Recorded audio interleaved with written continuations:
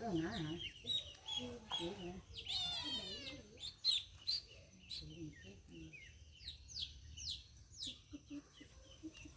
Con kino lớn đâu rồi, màu đen đâu rồi?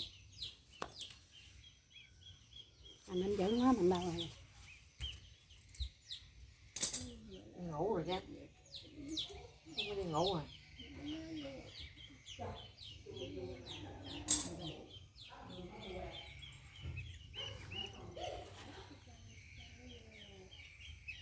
Thùng rước cái chuồng của cái đám đó buồn hay ngủ? Đám đồ đó, nó ấm. Đó rồi nó nằm ấm. Xuống đây là mẹ cho ăn xíu nữa rồi ăn nữa chứ ăn nhiều quá nó bị cái bụng chứ. Đâu rồi?